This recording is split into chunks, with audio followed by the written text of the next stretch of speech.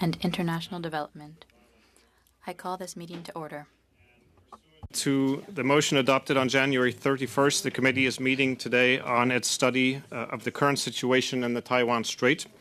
Comme d'habitude, des services.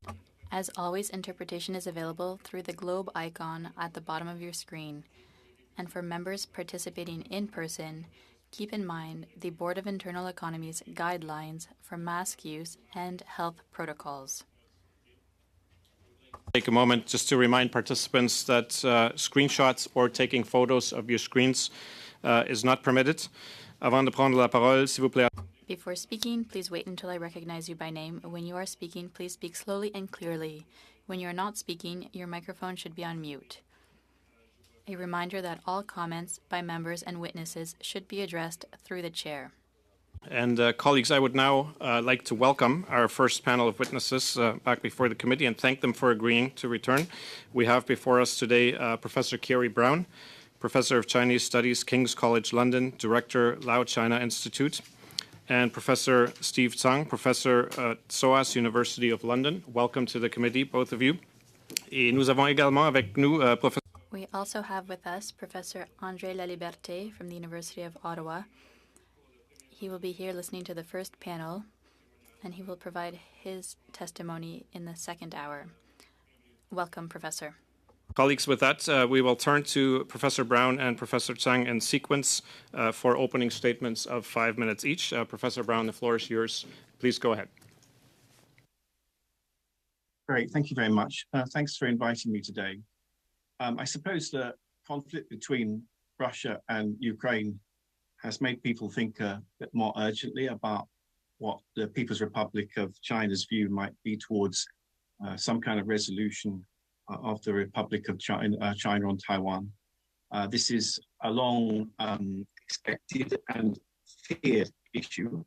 Under the current leader, Xi Jinping, there has been, I suppose, an intensification of the idea that this is China's historic moment, that it's following a particular kind of narrative of its history, and that part of that will be this idea of unification, that China is not complete and whole, and that therefore it needs to reappropriate what once belonged to it. That's the historic narrative, of course, so that narrative is extremely contested, and I'm sure we could talk about that if people wished later. Xi Jinping, since 2014, has unambiguously said that the framework of talking about economic collaboration, of the softer kind of side of collaboration between the two sides of the strait, is not enough. I think he made a comment in 2014, I believe, to a visiting Taiwanese former political leader, that you can't keep on pushing this issue down the road. At some point, there'll have to be a resolution. Under the previous president of Taiwan, Ma Ying-jeou, in 2015, Xi Jinping actually held a meeting, a bilateral meeting, the first since 1949, between the leaders of the two places. And so there seemed to be some kind of political momentum towards something, but under Tsai Ing-wen, who was elected a few months later, 18 months later, because she represents the Democratic Progressive Party, which is regarded as more antagonistic and independence supporting by Beijing. The kind of dialogue between China and Taiwan has definitely become much more difficult. Part of that is because of the international situation. Part of it is because of relations between China and the United States becoming much tougher. Part of it has also been because of the deteriorating situation since the onset of COVID, although in some ways that's, that's impacts on everything. And part of it is because, I suppose, of this intensification of Xi Jinping's leadership as he has continued in power, of a sort of nationalistic core. I think that it used to be that we assumed in China that it was all about the economics. It's the economy stupid. I think actually, I believe it would be better to say that it's identity stupid. Identity is a really crucial issue, and the kind of cultural issues of identity and being China, kind of as a great, powerful, strong country on the global stage, this issue of Taiwan has become more domestically important for the Beijing leadership. If just finally on the issue of what does Russia's invasion of Ukraine and the appalling scenes that we've seen there over the last couple of months, what does this mean for the issue of cross-strait relations? In some ways, it has probably made the Beijing leadership, one assumes, much more circumspect about what an invasion entails and what military actions are. We have to remember that China has not had combat experience properly for many decades. In Vietnam in '79, that was very limited, probably really in the Korean War almost 70 years ago. It's got a big military, but it's not really used it beyond its borders. And so when it sees a relatively experienced actor like Russia, of course, with experience in the Soviet Union in Afghanistan for almost a decade, having such massive issues as it undertakes its operations in Ukraine, I suppose the Chinese leadership have to pause and think about this. An amphibious landing is not easy. I believe the last one was during the Second World War. It's a huge, huge kind of undertaking. I suppose the second thing is it will look at this and think of the hearts and minds issue, the fact that 23 million Taiwanese definitely don't see themselves remotely as having a wholly Chinese identity. And surveys have proved that again and again. And the fact that they will be facing a huge, huge issue, even if they were, heaven forbid, to think about military options. The final point I'll make is that the nationalistic kind of dynamic, it's not easy to see it going away. If our leadership have put so much into the idea of identity being the key thing, then the 2049 deadline is a very real one. And the idea of what reunification might mean in the abstract, I mean, and I stress in the abstract, is very urgent. It is not likely that this particular leadership are going to radically change their minds about the idea for the 2049, that's the 100th anniversary of the foundation of the People's Republic of China. Big event, obviously, but this has got to be, kind of marked in some enormously important way, and that obviously would involve Taiwan. So I don't see that disappearing, and I don't, there are many ways which you could talk about what would be possible within the parameters of reunification. But I think politically, the commitment to reunification in the abstract is not going to go away in Beijing, even though it gets more and more difficult to imagine what that could possibly be if you look from Taiwan's perspective beyond a complete rejection of it. Thank you very much. Professor Brown, thank you very much for your opening remarks, and I know there'll be great interest in following up on what you said. We will now go to Professor Chang, also for 5 minutes. The floor is yours. Please go ahead.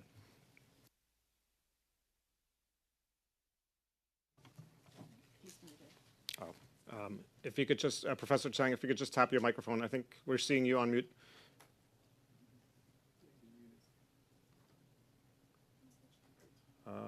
There we go. That should work. Sorry. First of all, thank you very much for inviting me. Let me start off by saying that the situation across the Taiwan Strait is very tense, but I do not see a war as something which is imminent. The war in Ukraine is a hugely important subject for Taiwan and indeed for Beijing. Both capitals are looking at what happens in Ukraine and beyond to draw lessons and indeed to see what are the lessons that the other side is drawing and try to therefore frame their own policy on that basis. Let me perhaps start on the Taiwan side first. For the Taiwanese, they really want to see how the Western support for Ukraine goes and what lessons China will draw. I think we're looking at both military and economic issues. In terms of the military issue, it is the kind of incredibly imaginative way that the Ukrainians have been doing and the supply and support Western countries have been giving Ukraine that have proved very important and valuable, that is getting the Taiwanese to think about what they should do. And they're also thinking about what lessons the Chinese are drawing. I think the obvious lessons from the Chinese on the military side is that the Russians really went in without proper planning and preparation, and the Chinese will make sure that they will not make that mistake again themselves. But it doesn't mean the Chinese will change their determination about Taiwan. In terms of the economic side, then the important lessons here, both sides drawing, is in terms of what unity Western nations have demonstrated in the response to Ukraine. And the question therefore would be, would the West, led by the United States, be able to respond in a similar way in the event of a Taiwan Strait crisis? And whether the Western sanctions on Russia, particularly over the Russian foreign exchange reserve, is something that can be applied to China. And if similar kind of sanctions on Russia are being contemplated for China, what kind of damage will it do to both sides? Will it be able to provide any kind of deterrence against China? So shifting very quickly to the Chinese side, I think their key lessons they are drawing is quite simply that militarily we can deal with it. We simply will get ourselves much better prepared. In terms of the economic ones, it is much more serious issue. It is still early stage in terms of whether Western unity could hold. But if Western unities cannot hold, then it will be a very different kinds of lessons they will draw from it. And also in terms of what the end game for Ukraine will be. If the end game for Ukraine is essentially a Eurocentric one, then the Chinese will draw one set of lessons. But if they see the end game over Ukraine as a more global approach to seeing the issue, they will draw a very different set of conclusions, and that potentially could deter the Chinese. I'll stop here. Professor Tsang, thank you very much for your opening remarks. Just before we go into our first round, colleagues, I just wanted to remind our witnesses and members also of the method that we use to facilitate timekeeping. It's very basic, but it's effective. It's a 30-second card that I will hold up both in the room and also on camera, just to signal that your speaking time or questioning time is about to elapse. The allocations of time are very carefully negotiated among the whips, and in some cases are as short as 2.5 minutes. So if witnesses and colleagues could keep an eye on the time, that would assist the conversation greatly. We will start with round one, 6-minute segments, and leading us off is Mr. Chung. Please go ahead. Thank you, Mr. Chair. Thank you to both professors for appearing in front of us today. My first question is with respect to President Xi.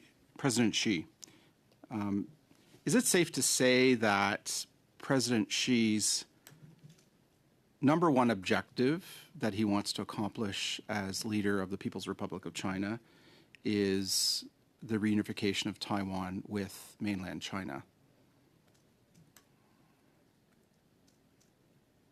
Either one of you can respond, just spontaneously respond. I'm very happy to respond. I don't think Xi Jinping's first priority is take Taiwan into China. His first priority is to keep Xi Jinping and the Communist Party in power. That requires making China great again. Taking Taiwan is part of that. Thank you, Professor Tsang. Professor Brown, do you have a perspective on that? It really means, it depends what you mean by reunification. That's, a word that carries a lot of different meanings. And models in the past were talked almost like a kind of, having a holding company, and then you kind of work out two sort of separate structures, sort of high degree of autonomy. I suppose the thing that's changed the dynamics is Hong Kong It's had a big impact on the treatment of Hong Kong by Beijing. It's had a big impact on, I suppose, Taiwan and its views of this. But I agree with Steve. I don't think this is, the nationalist mission is all important, and this is part of that. But the nationalist mission is, I think, bigger. It's about delivering a kind of vision of a country which is great power for the center of the world. And that's why this part of that is important. It's not the whole part of it. Well, thank you. Both of you mentioned the importance of Ukraine.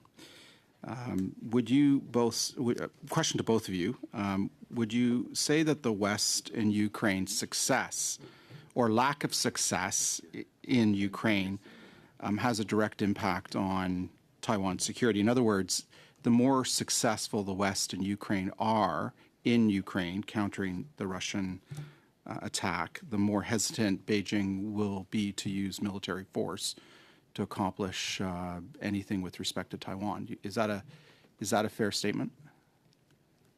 Yeah, if I might, I think the sanctions and the speed with which those sanctions are imposed and the scale of them by North America and Europe in particular, and Japan, South Korea, Australia, New Zealand, was a surprise. And I think China will look at this and maybe think a bit.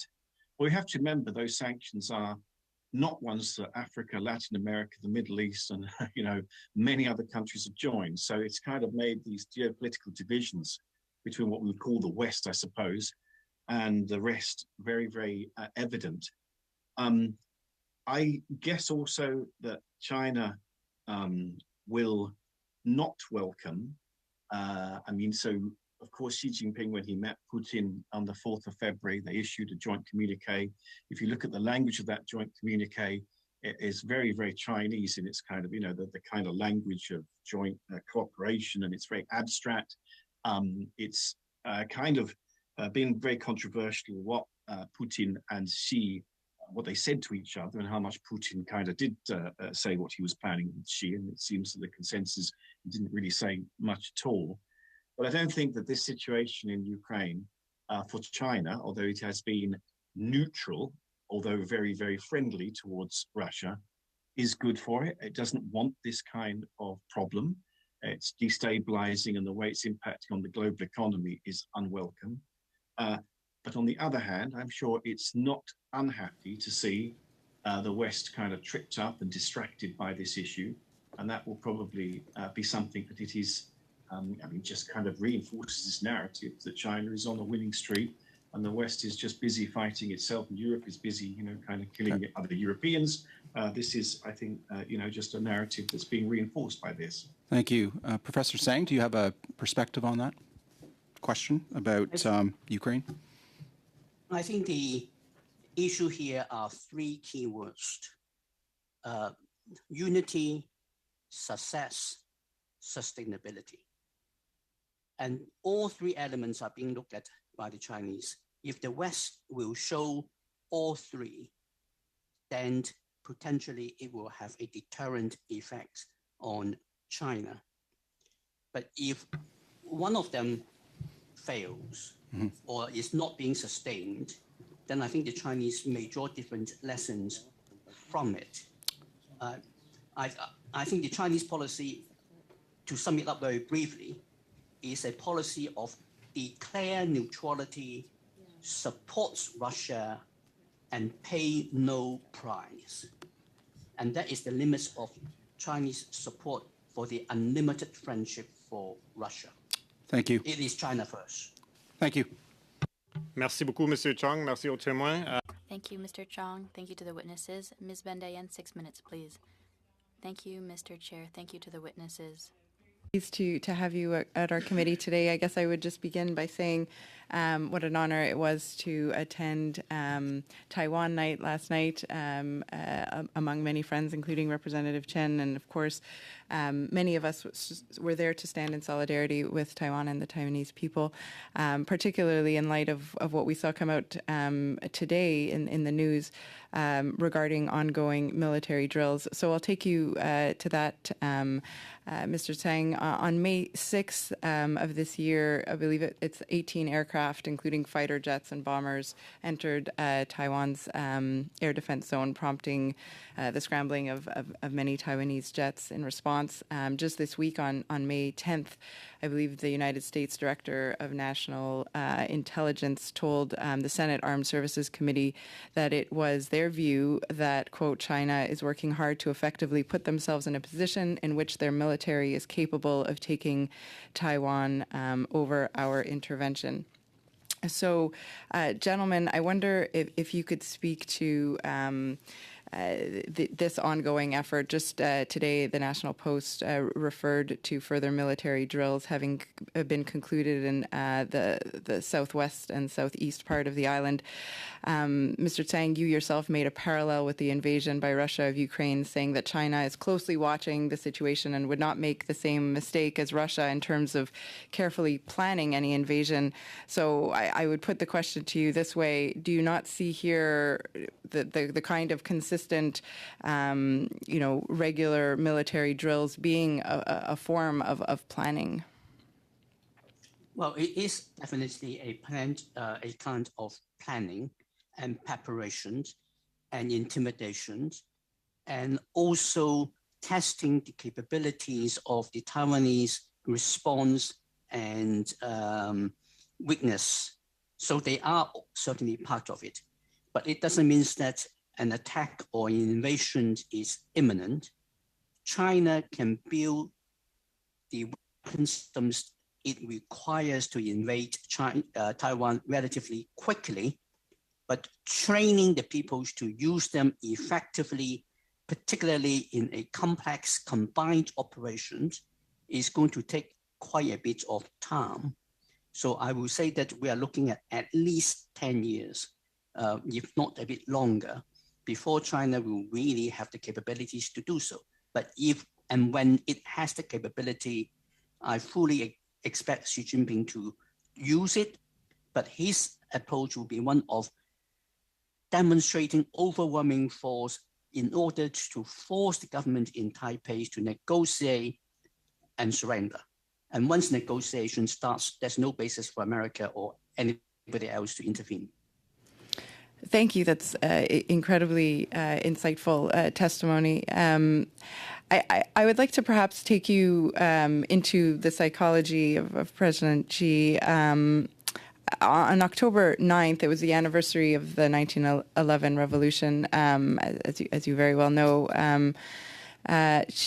Xi said, and I quote, "Taiwan independence separatism is the biggest obstacle to achieving the reunification of the motherland and the most serious hidden danger to national rejuvenation," end quote. And then later on, he added, "The historical task of the complete reunification of the motherland must be fulfilled and will definitely be fulfilled," end quote.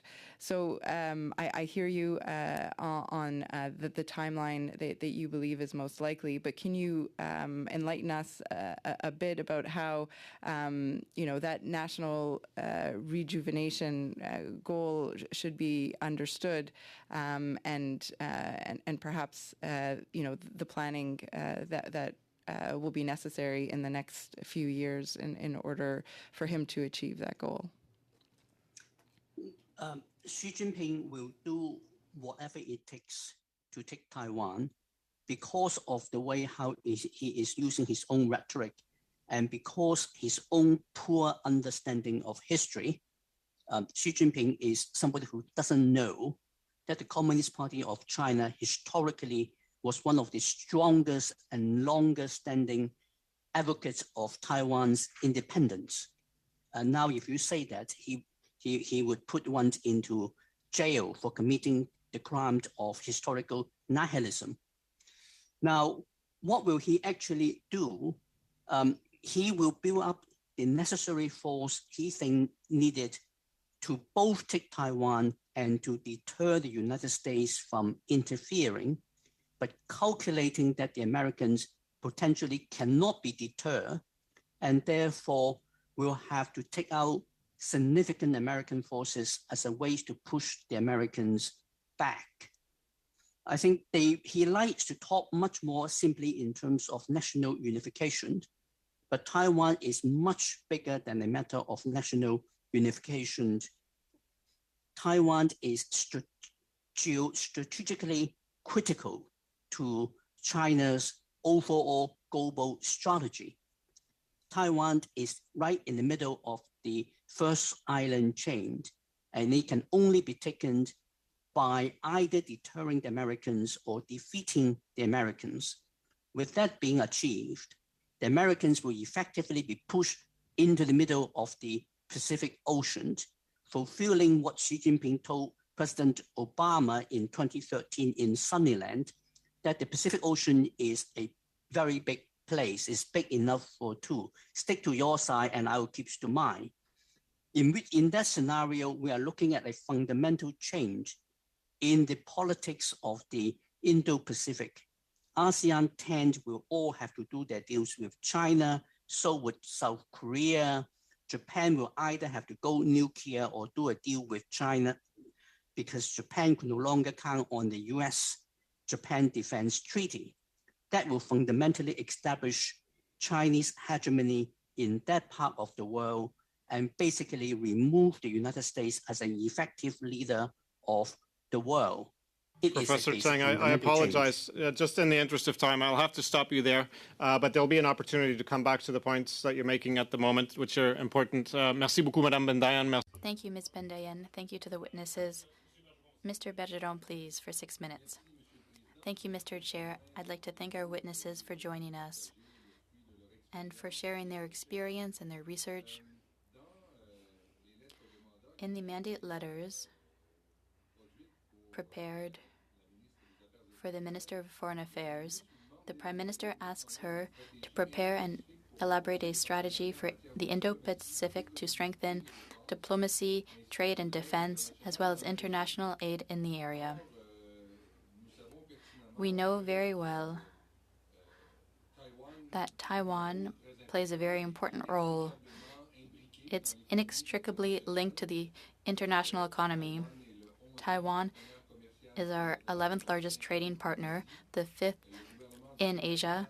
The Government of Canada is currently negotiating with Taiwan an agreement on investments. The Government of Canada has indicated that it will support Taiwan's participation in a number of international organizations. It's already said that it supports its participation as an observing member of the WHO. And at the Transport Committee, the Liberal MPs opposed Taiwan joining the International Civil Aviation Organization, though Taiwan is an important hub for aviation in the Asian Pacific. Taiwan isn't a member, but it applies the rules set out by the ACAO. So how could we explain this attitude from the federal government, which is speaking out of both sides of its mouth when it comes to Taiwan's participation in international organization? That's my first question. Second question, the People's Republic of China and Taiwan, 1 week apart, asked to participate in the Trans-Pacific Partnership in September 2021. Should we not first have Taiwan join, given that if the People's Republic of China enters, we know that the PRC is less of a loyal player in respecting international rules, and we know that Taiwan would be eternally excluded from the partnership if the PRC joined it first.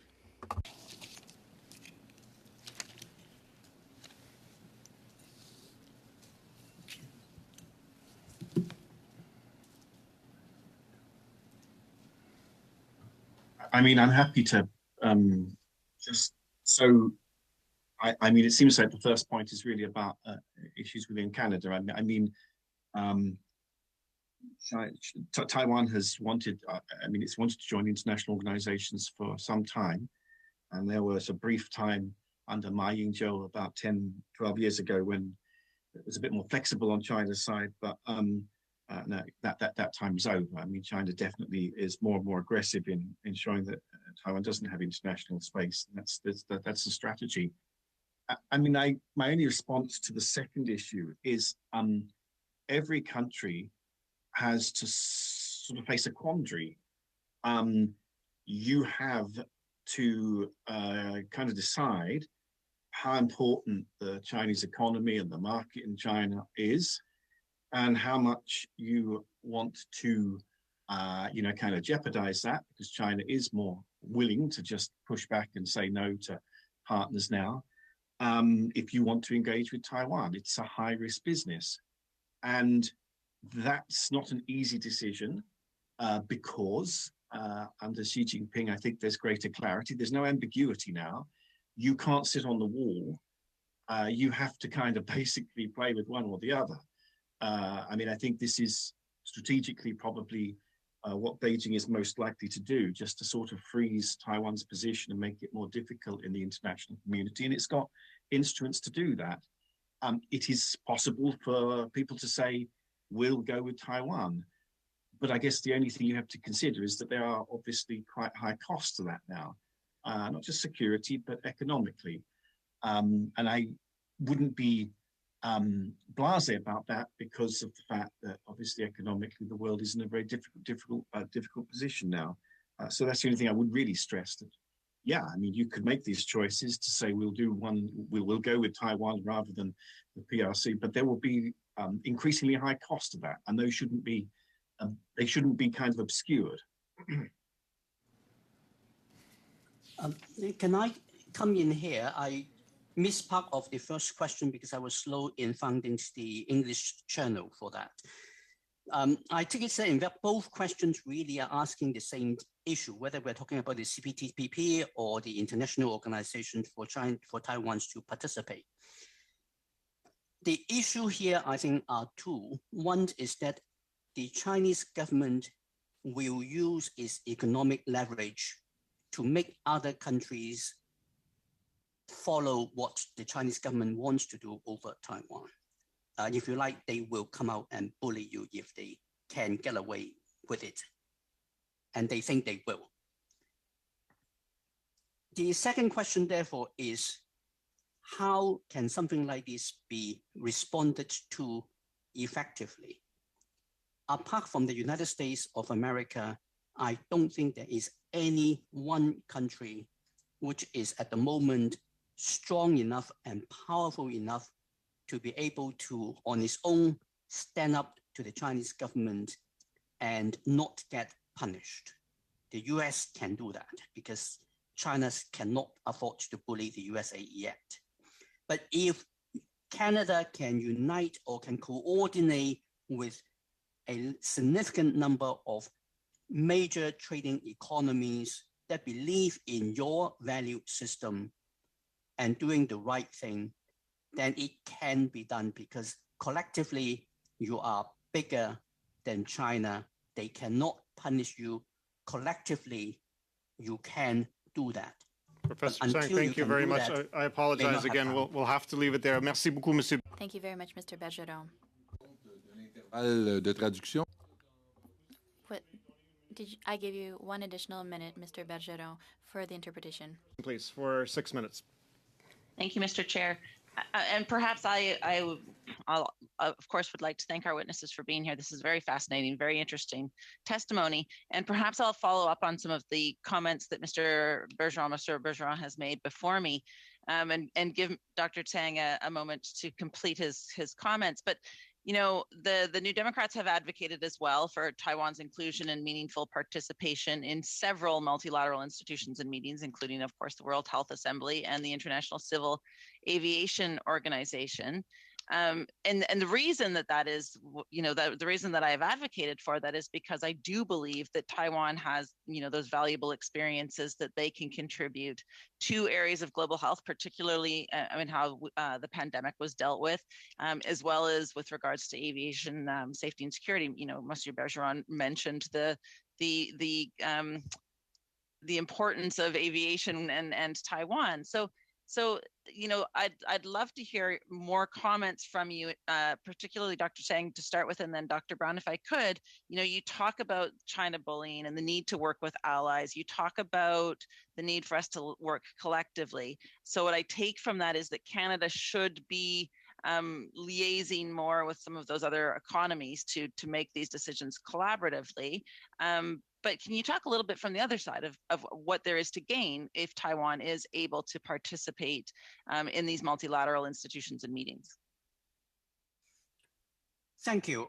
Well, I think Taiwan has a huge amount to contribute to the international community. If we are looking at simply at health and the COVID pandemic, Taiwan was one of the very first governments that sounded the alarm bell. And if we have listened, we might have been able to contain the pandemic at the beginning of that process. We didn't do that. The rest is, as they say, history. And we are talking about a very significant medium power.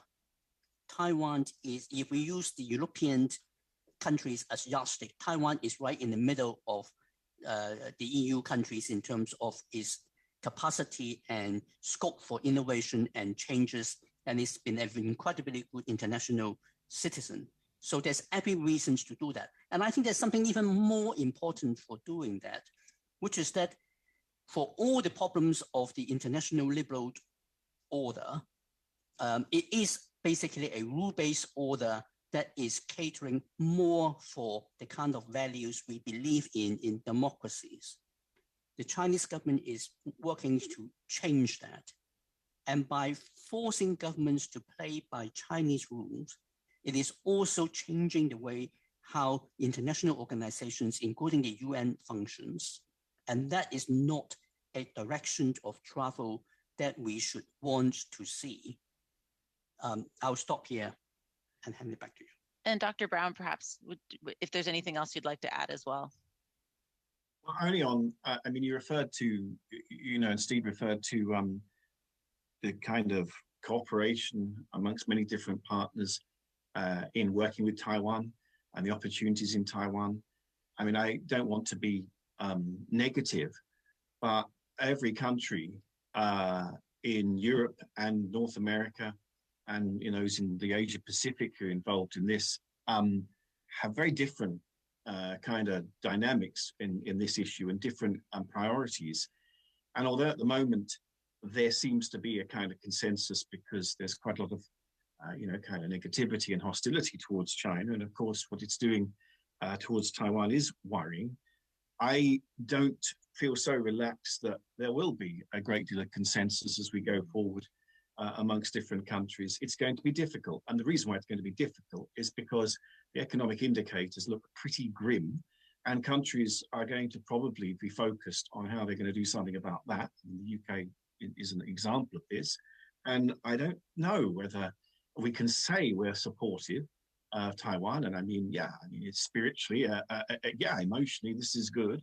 I don't know what action will actually follow, because say one thing, but to do stuff is completely different. And the brute fact is that Taiwan is a tiny economy compared to China's absolutely tiny. Yeah, of course. And Dr. Brown, since I was I just had you there, you spoke a little bit about the impact of what's happening with the Russian Federation with their illegal invasion of Ukraine and the global community there. What do you think China will think of the potential of Sweden and Finland becoming part of NATO? How will that impact China and their actions, I guess? Yeah, I don't think it's a huge issue. China's, I don't think, got any big view on NATO, apart from, of course, when it 20 years ago bombed the, sort of Chinese embassy in Belgrade 24 years ago. I think its relationship with Russia, we assume, is a positive one. But I think Russians that I've talked to and Chinese recognize it's a leader-to-leader relationship. I mean, it's Putin and Xi Jinping. And underneath that, historically, of course, there isn't a great deal of unity. And it's not like this is a relationship built on a deep sort of level of trust. So I don't think we should forget that in, kind of looking at this issue.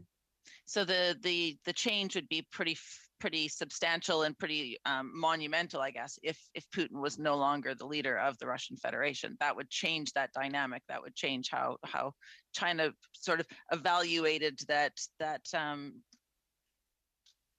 next steps, I guess. Yeah, I mean, I don't think that China would want. China doesn't want instability, and it doesn't want particularly. I mean, it doesn't mind a weaker West, but it certainly doesn't want a West that's falling apart around its ears.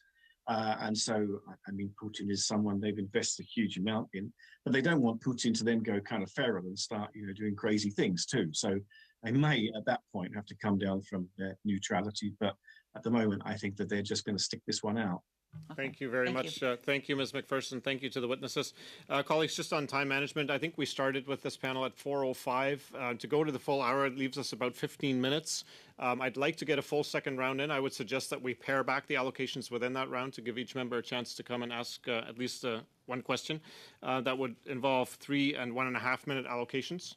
And if colleagues are amenable to that, we will start with Mr. Morantz, please, for 3 minutes. Point d'ordre, Monsieur le Président. Point of order. Mr. Bergeron.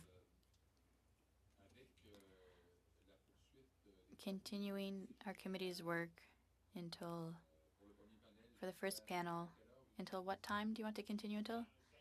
Until 5:05. That would bring us to what time for the second panel? 6:05. Because we have the full 2 hours available for the discussion. And everyone agrees to that? I've said it's available to you. If the committee wishes, we can take the full 2 hours. Otherwise, we can shorten it. I'm in favor of taking the 2 hours. Mr. Sarai? Mr. Spengman, Chair, I won't be able to go past 5:45. I can do virtually till 5:45, but Okay. I won't be able to go past my flight. I mean, if necessary, if members wish to substitute somebody in, they can do that. There's one small point of business, and I would propose that we do that before we go to our second hour, which is approval of the budget that I will need to pitch tomorrow on your behalf before the subcommittee at liaison, just to make sure that the committee can travel. That is absolutely essential for tomorrow, and I just need a motion and approval to be able to go to the subcommittee. Let's do that after this hour, before our second panel, very quickly, and then it's at the discretion of members if they wish to stay for the full 2 hours until 6:05. But 6:05 would be the latest under that time frame. Okay? If that's agreeable, Mr. Morantz, please, for 3 minutes. Thank you, Mr. Chair, I think there was somebody with their hand up. Ms. Mr. McPherson? Alhazi. Sorry, I just wanted to alert you that Mr. Alhazi had his Okay, hand up. I apologize. Mr. Isasi, please, go ahead. Click your microphone for us. Thank you, Mr. Chair. I understand how complicated these things become when you have to monitor the screens as well. I have to admit that I also have a hard deadline by 5:45 as well. Was wondering if it would be possible for us to actually, only have this committee till 5:45 today, given that there are other members as well. I mean, we heard from Mr. Sarai, but We can do a vote, Mr. Isasi, if you'd like. You can move something, and we can have a vote on it. I mean, there'll still be quorum. If there aren't others, that's fine. The decision that we need to take, I would propose to do before the second panel, just so we have that motion that we need for tomorrow, if that's convenient. And colleagues should feel free, if you need a substitute for the final 15 minutes or 20 minutes, you can certainly do that. Okay? Yeah. All right. Mr. Morantz, please, for 3 minutes. Thank you, Mr. Chair. I want to touch on the meeting between Mr. Putin and Mr. Xi in February before Russia invaded Ukraine. In that meeting, they declared a quote-unquote new era in the global order where they endorsed their respective territorial ambitions. Presumably, that means that Russia's endorsing China's claim over Taiwan. The pact challenged the U.S. as a global power, NATO as a cornerstone of international security and liberal democracy. I guess the question in my mind is, I can understand why Mr. Putin would love to have this pact before he invaded Ukraine. What I'd be interested in is your comments on why Mr. President Xi would agree to such a thing. And I'm wondering if President Xi regrets it, given how badly this Russian incursion has gone for them.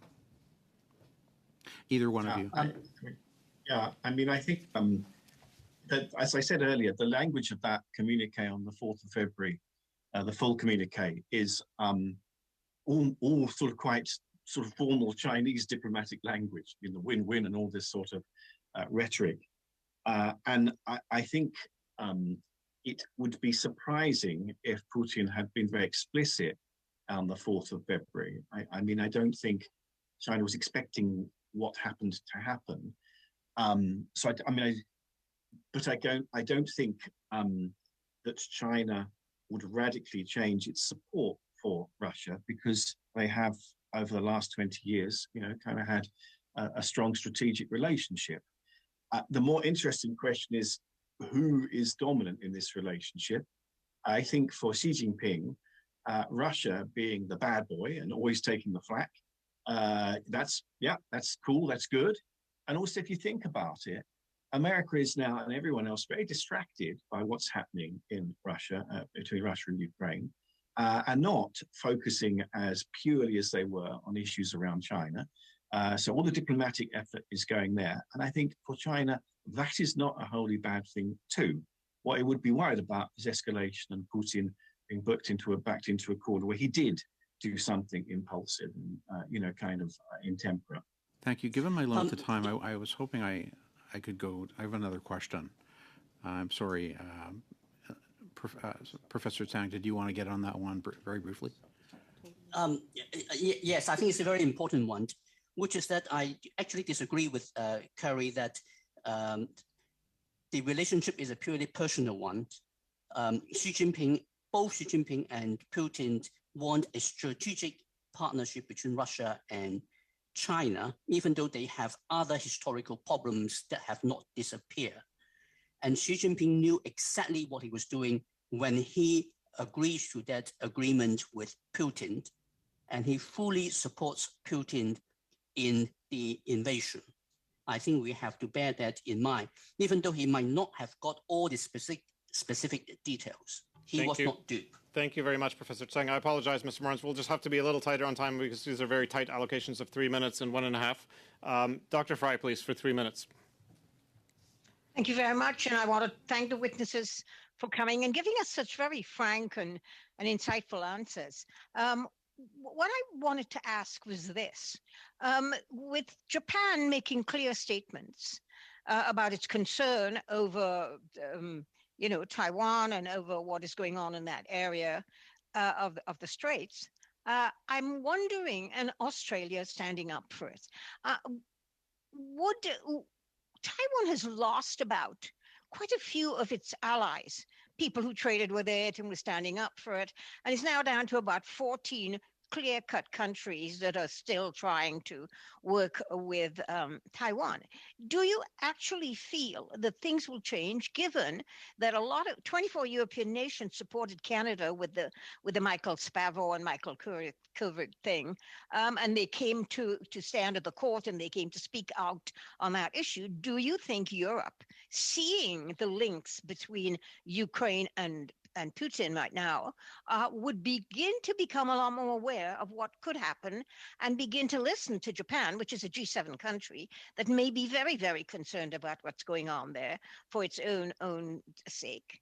So that's what I'm wondering. Do you think those things are making people focus a little bit quietly on what's going on?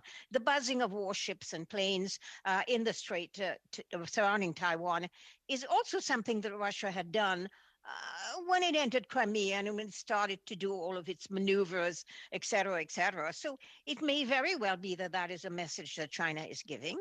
But my question is, what is going to happen with the Indo-Pacific region? Where's India going to go?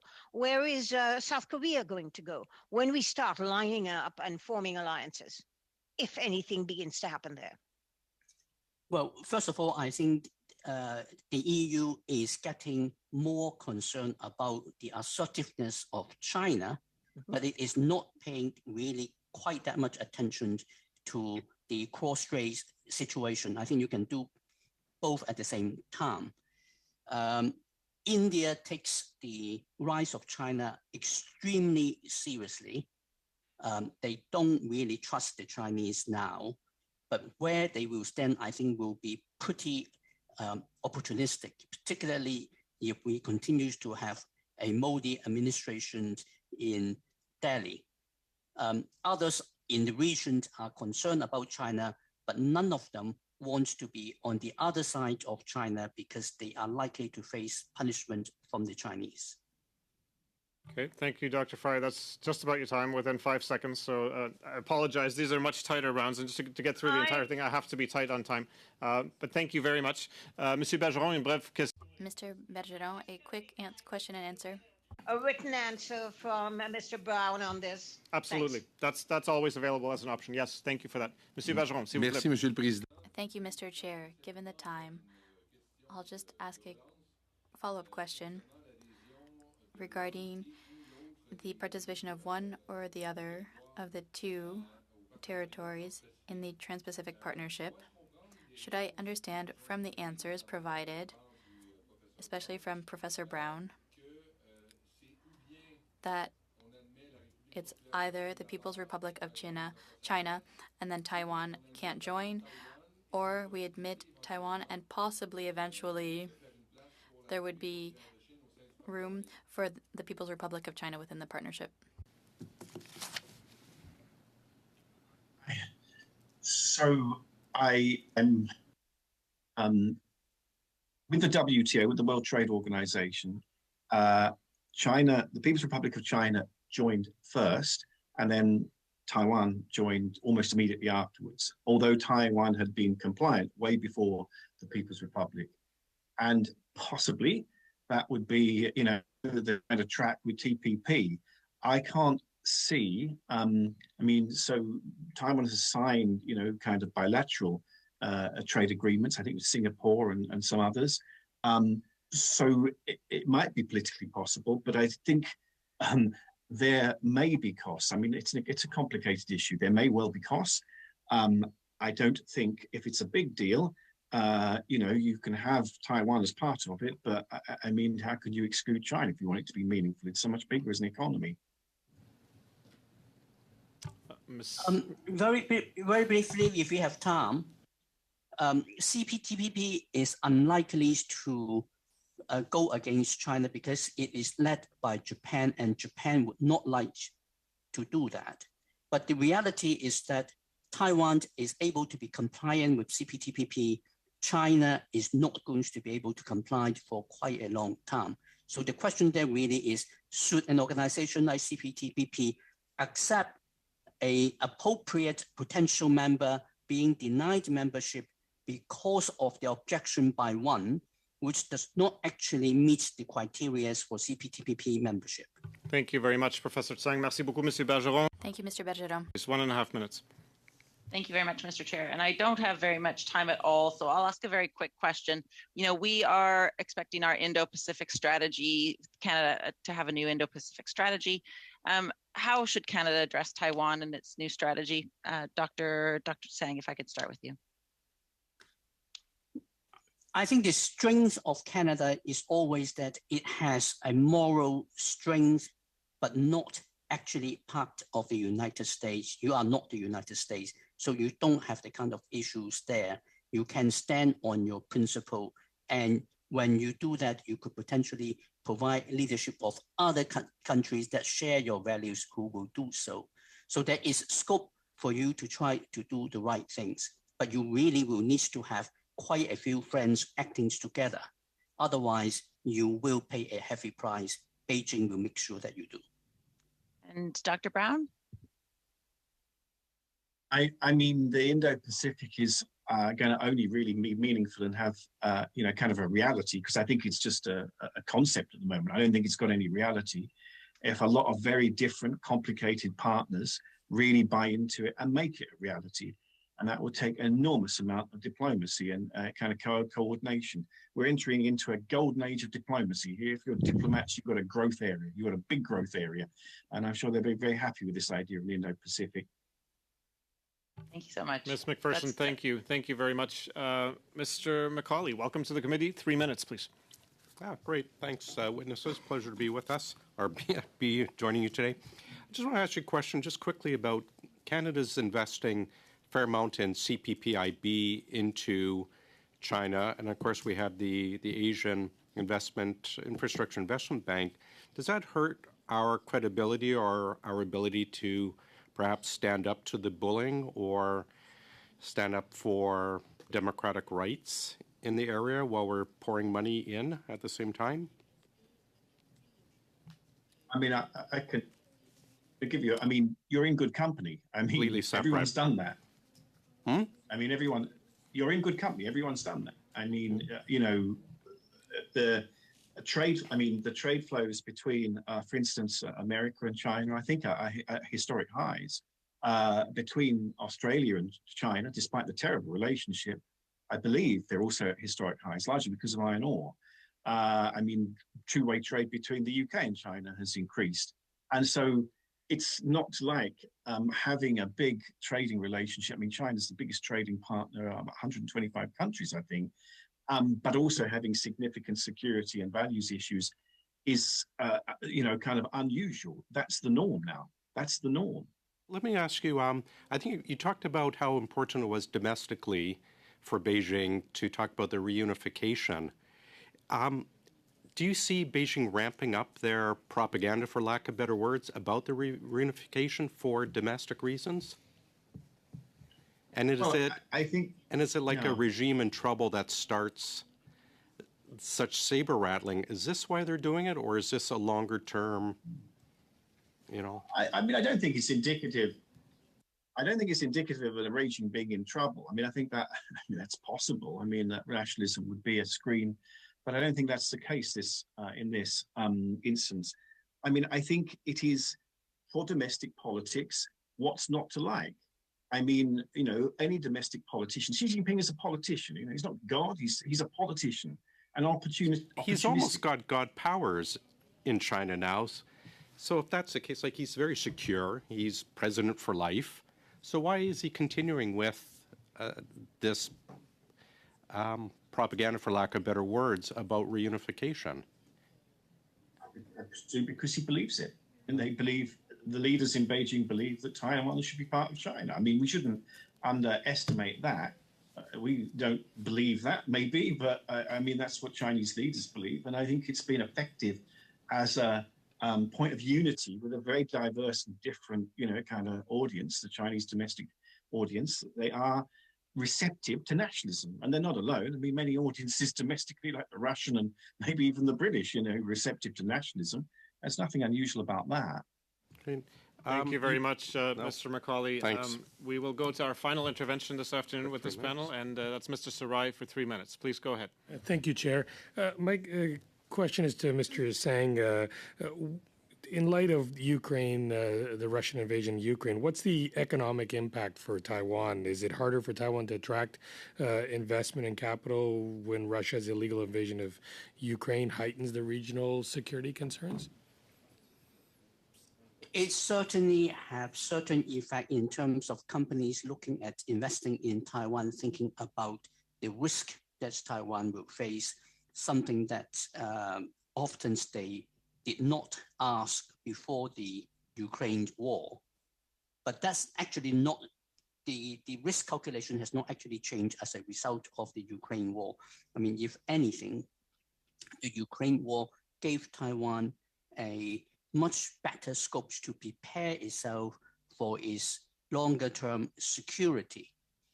And in the short to medium term, the negative economic impact on Taiwan is there, but it may well be smaller than its negative economic impact on some other countries, including both Europe and potentially even China.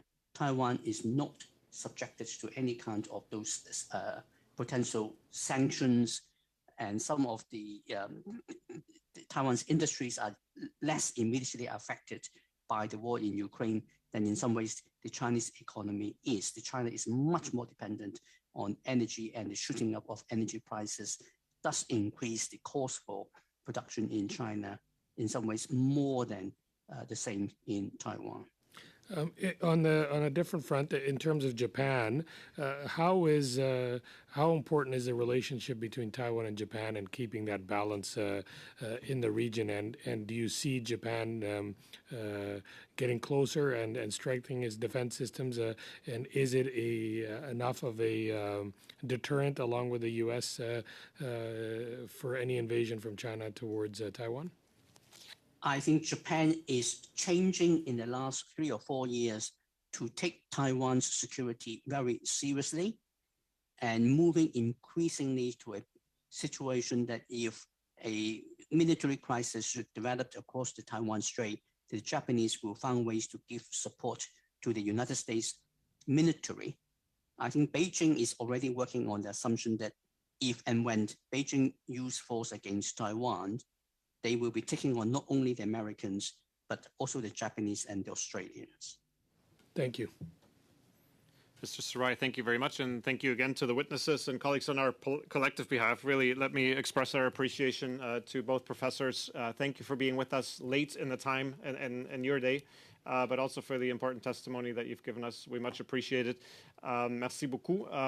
Thank you very much. Connect. And just as you do that, colleagues, I wonder if we could quickly get to the point of business that I had raised with you, which is the motion with respect to travel of the committee that needs to be brought before SBLI tomorrow. Are colleagues okay with the budget as received? Is there consent to adopt it? Monsieur Bergeron. Tout à fait, Monsieur le Yes, completely. But just a comment, Mr. Chair. There were still elements that seemed difficult to understand or irreconcilable when it comes to the dates proposed. But I imagine once the budget request is underway, we can adjust the dates based on political and military imperatives. Madame Lagaffière, c'est vrai. Absolutely. Madam Clerk, yes? Colleagues, on the budget, if not, I would ask for your approval, or at least see if there's any objection, both virtually or in the room. Okay, seeing none, Madam Clerk, we have approved the budget, and I will be happy to deliver the message tomorrow that this is unanimous support from the committee for these travel plans. Thank you very much. Colleagues, with that, we would like to welcome our second panel this afternoon. Nous avons avec nous Monsieur. We have with us Professor André Laliberté, full professor, School of Political Studies, Faculty of Social Sciences, and Research Chair in Taiwan Studies, University of Ottawa, and Joseph Wong, Roz and Ralph Halbert Professor of Innovation, Munk School of Global Affairs and Public Policy, Professor of Political Science, University of Toronto. Welcome to the committee, both of you, and we will give each of you 5 minutes for your opening statements and then engage in discussion with members. Et avec ça, je passe la parole. On that, I give the floor to Professor Laliberté for your opening remarks. Go ahead, please. Thank you, Mr. Chair. I would like to begin by acknowledging the work of Weldon Epp, Director for North Asia and Oceania, and Jordan Reeves, Executive Director at the Canadian Trade Office in Taipei, for representing our interests in Asia very well in a difficult context. I listened carefully to the proceedings of the February meeting, and I am saddened to note that the situations discussed then have become reality today, with the Russian aggression in Ukraine already over 2 months old. I understand that the senior officials who implement our policies do not like to speculate, but when it comes to policy making, scenarios must be explored. And the one we are concerned with today is that of aggression against Taiwan by the People's Republic of China. And here I want to emphasize the importance of terminology. This is not reunification, as the Chinese government claims, but a pure and simple irredentist claim to subjugate a sovereign state, since Taiwan has never been part of the People's Republic of China.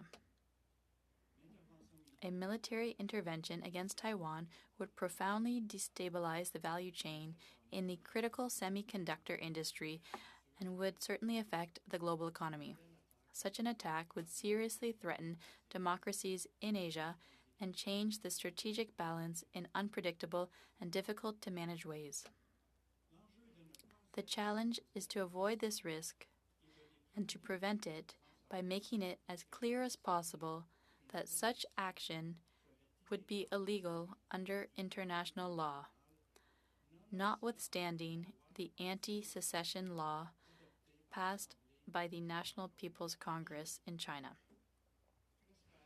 I hope that Canada will be as eager to show solidarity with the Taiwanese right to self-determination as it rightly is with Ukraine. For some, this comparison may not seem valid because Taiwan does not enjoy the diplomatic recognition of the majority of UN member states as Ukraine does. I would like to point out in this regard that Taiwan is a sovereign state according to the criteria of the Montevideo Convention: permanent occupation, a clearly defined territory, a government, and the ability to maintain diplomatic relations. First, Taiwan was permanently inhabited by indigenous peoples long before the arrival in Taiwan of the first settlers of Chinese origin, at the same time that Europeans were settling here on Turtle Island. Secondly, Taiwan not only controls a territory, but it has developed it into the 25th largest economy in the world and has given itself the means to defend itself with the 22nd largest military budget in the world. Third, Taiwan not only has a functioning government, but it has unquestionable legitimacy, which we cannot say for the one opposite. It is chosen through competitive elections in what has been regarded for many years as the most democratic system in Asia. Finally, Taiwan has demonstrated its ability to engage with other states through the tireless work of its representatives, who over the years have shown exceptional professionalism in the face of sustained efforts by China to force the rest of the world not to recognize the country they represent. The foundation of all of our thinking on China-Taiwan relations is that peace is based on dialogue between the two parties. Taiwan began this dialogue in 1991 when President Lee Teng-hui declared that the Republic of China in Taiwan would renounce all claims to the territory governed by the People's Republic.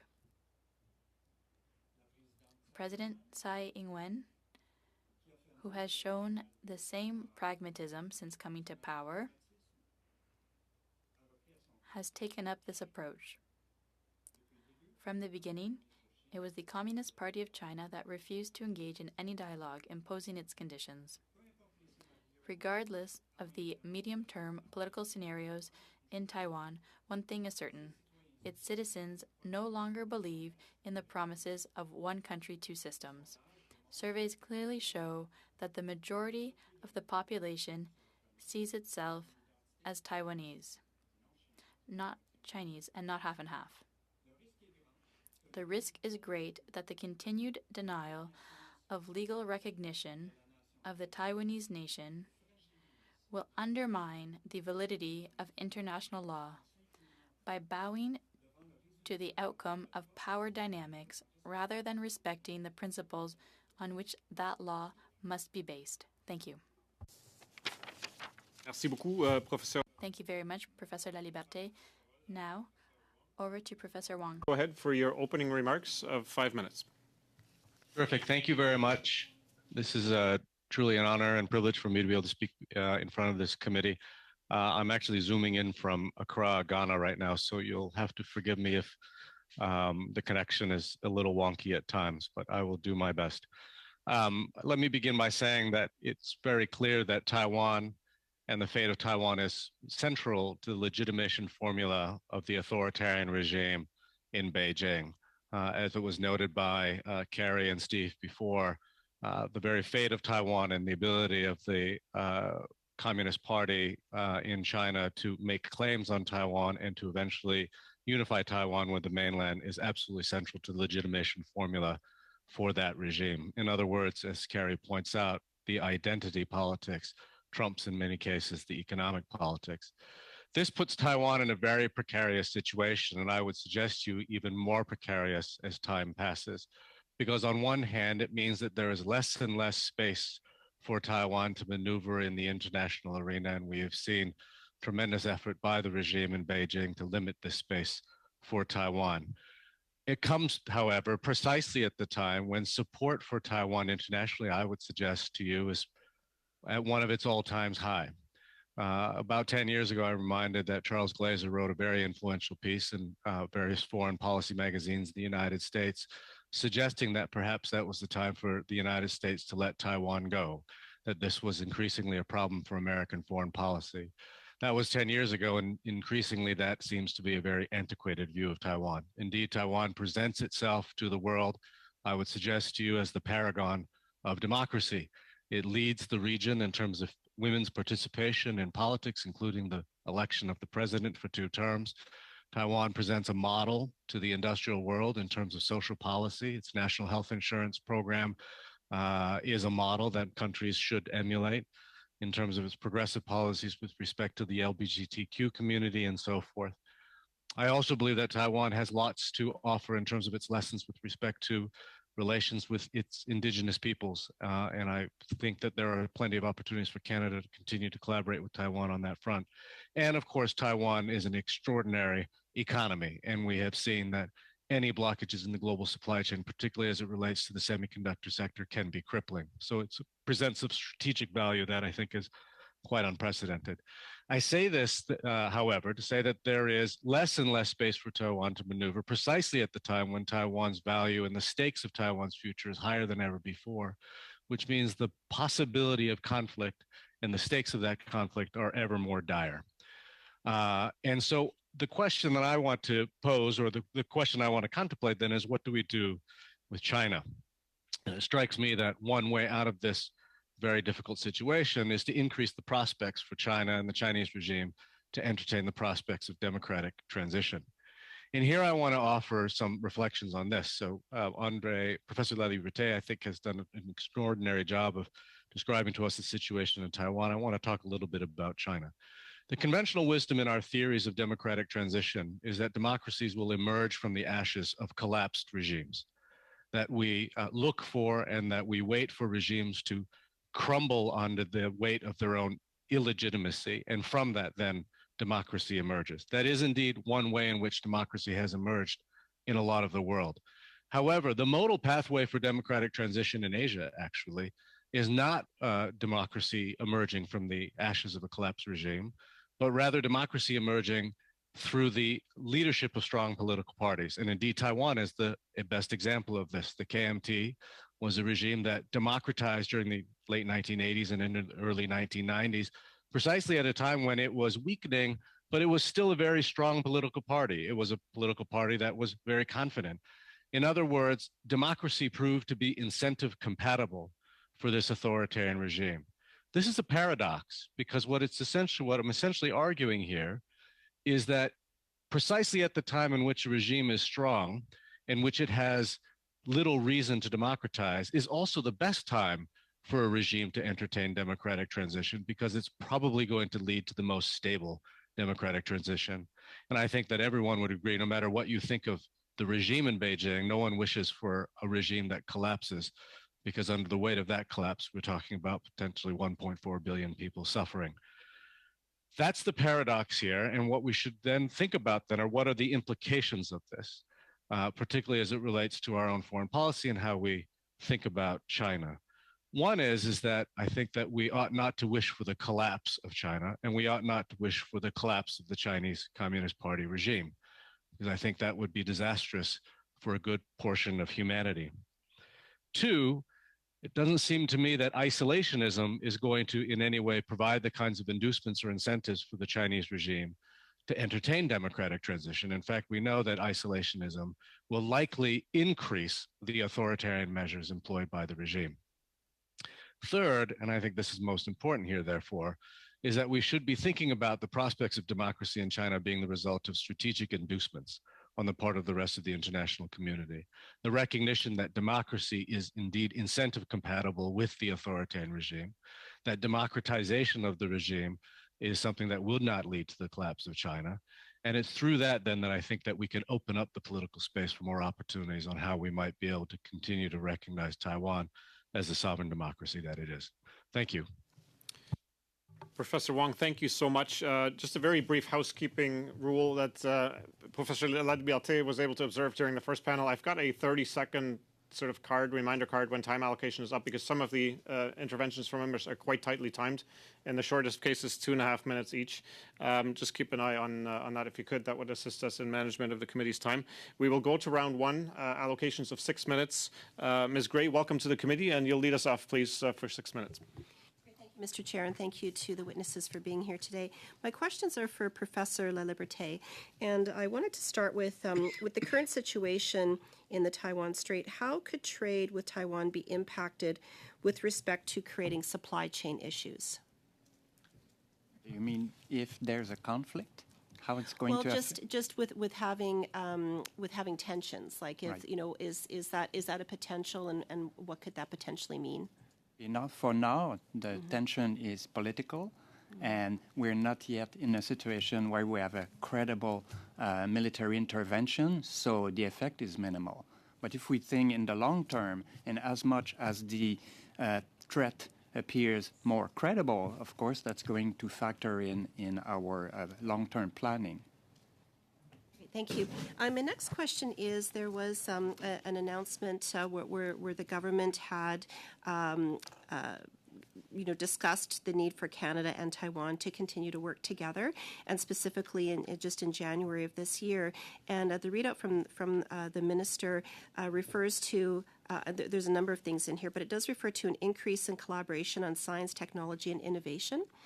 And my question around that is, are there any risks with potential tensions in the Taiwan Strait that could jeopardize this, and specifically with shared IP between Canada and Taiwan, and what can we do to maybe mitigate this or protect ourselves moving forward? Well, if we maintain our relations and improve in our relations, I don't see a risk, unless your hypothesis is that there's a military intervention by China.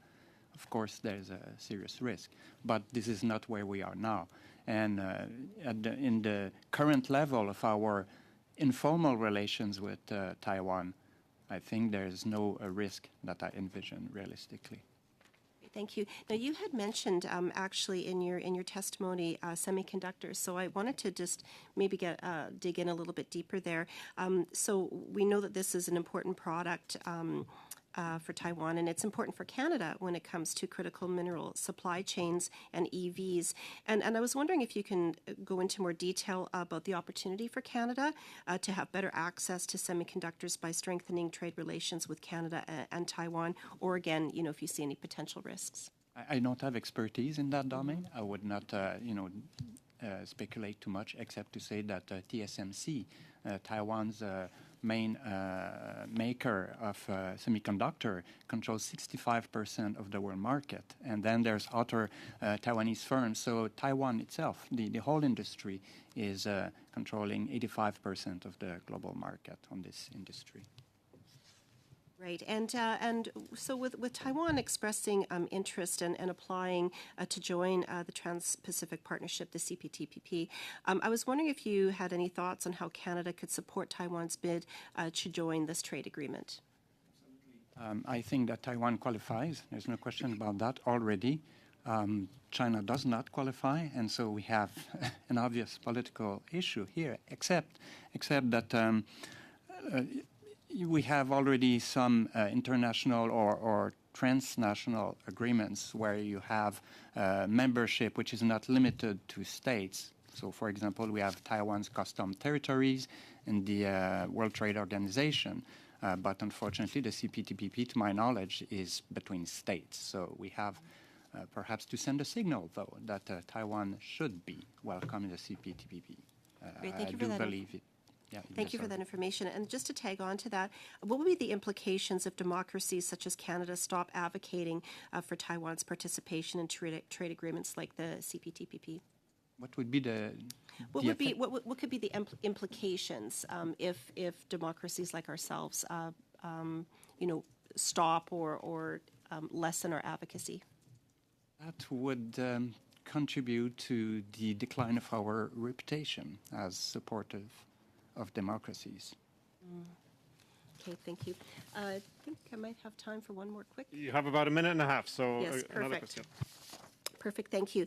We heard testimony from earlier today from another witness that it would make sense for like-minded countries to band together that collectively have larger economies than the People's Republic of China to combat potential threats. So would you agree with this, that this would be a good strategy not only for those countries which might include Canada but also for Taiwan? I think that the idea of grouping with like-minded countries makes sense, but maybe I would change the word combat. And I would say just make sense and try to make convincing arguments. And I think I like the way that my colleague Joe Wong approached the question. It's talking about inducement. And so countries together, like-minded countries, coming with our, vis-a-vis in China to say that they might consider doing different policies, doing things different, and then we cooperate better if they do the likely with our preferred change. And where do you see the biggest opportunities if Taiwan joins the CPTPP? I think it depends on our political will. Are we willing to support Taiwan's admission to the CPTPP? I hope that we will. Great, thank you. In a nutshell.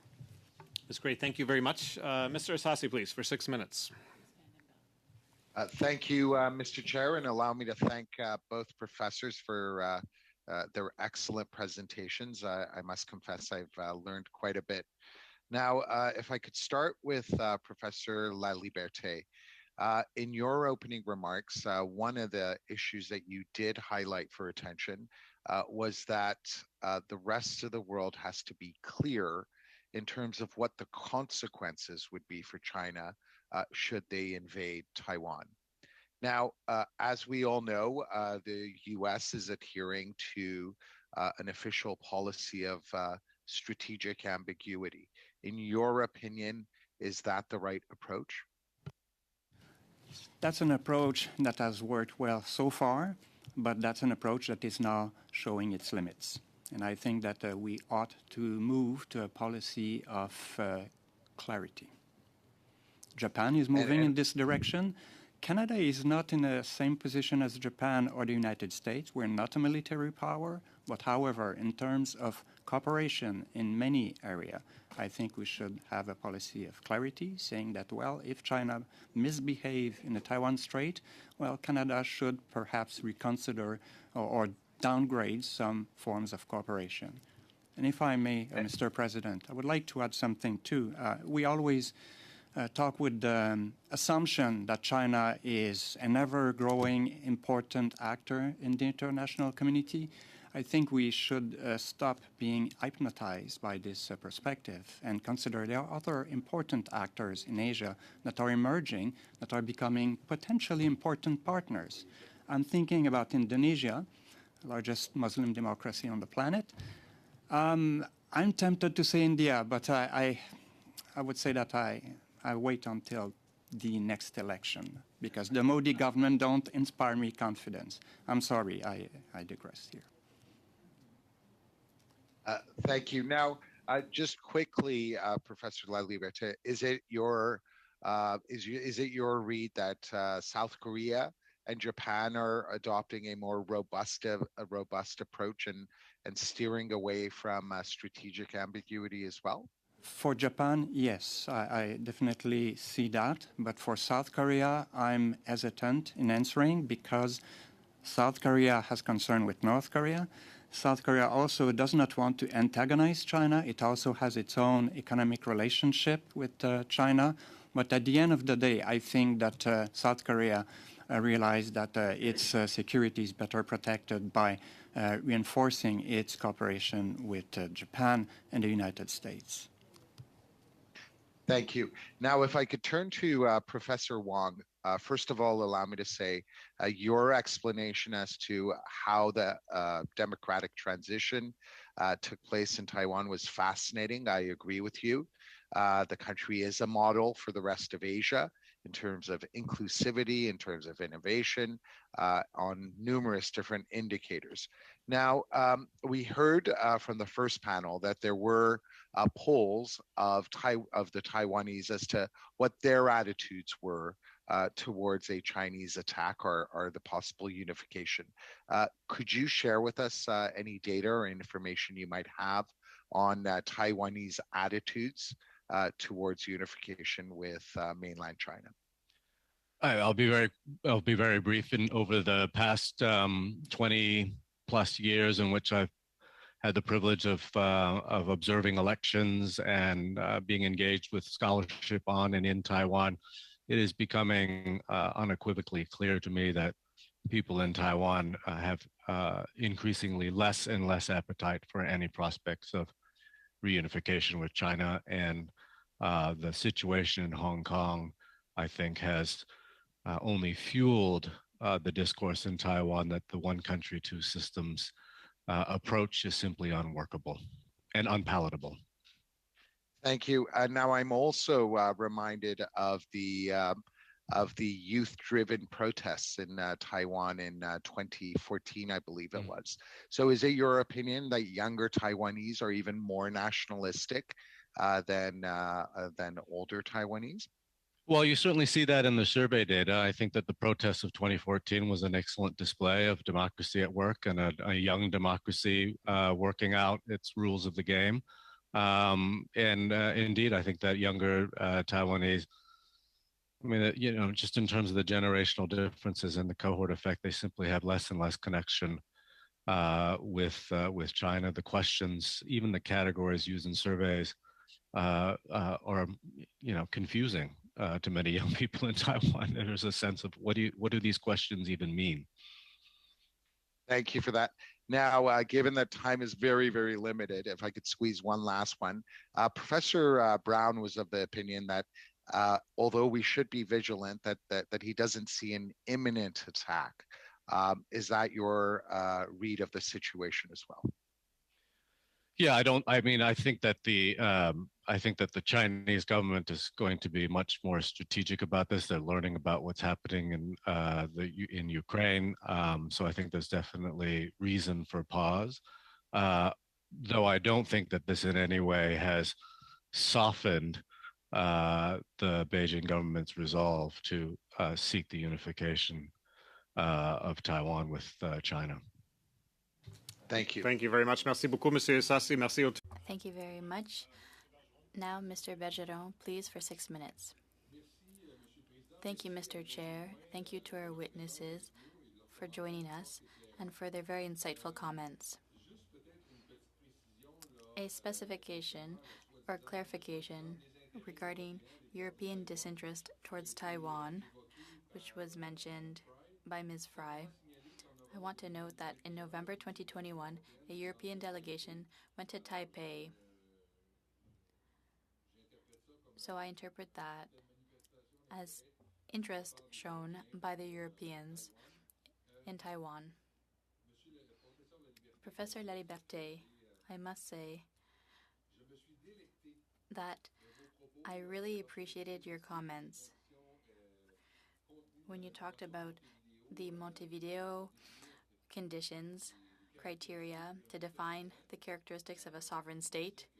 I thought Quebec met all of those characteristics, so we'll probably have the opportunity to discuss that another time. I was fascinated by your comments on Taiwan's commitment to no longer represent all of China. Polls, surveys showing that people in Taiwan feel more Taiwanese than Chinese. And I'll ask you a question. I'll begin it with an anecdote, if you'll allow. I was in an airport in the United States, and I came across a group of people who were Chinese, and I heard conversations among them, and I realized shortly thereafter that there were two groups in that group, and that the two groups weren't speaking to each other. I was trying to understand what happened.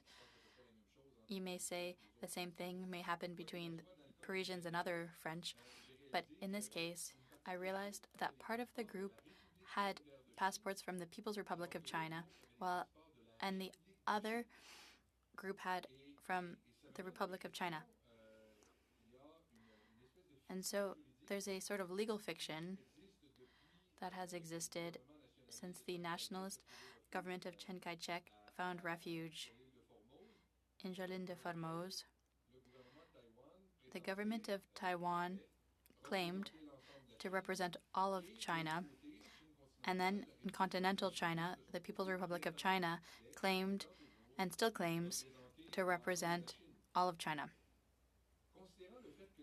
Given the fact that the Taiwanese feel less and less Chinese and more Taiwanese, how can we reconcile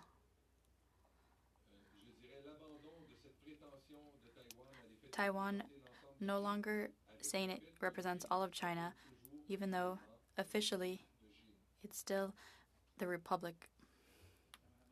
That brings me back to my opening remarks. It's not a legal fiction. The Republic of China has existed since 1911, and it went to Taiwan. The Republic of China still exists, and President Tsai Ing-wen is very well aware of this. If she decides to change the name of the country, it means war. The National Assembly has said very clearly, if you change the name, there's war. There's no ambiguity, and of course, Taiwan's government will never dare do that.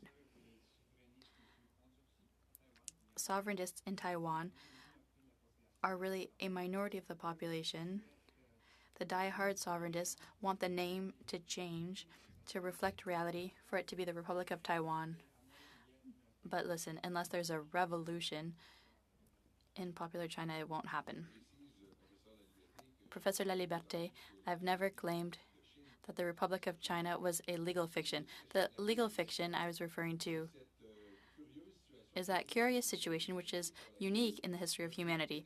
A country claims to represent a larger entity, and the other country says it represents the same larger entity. And I understand what you're saying.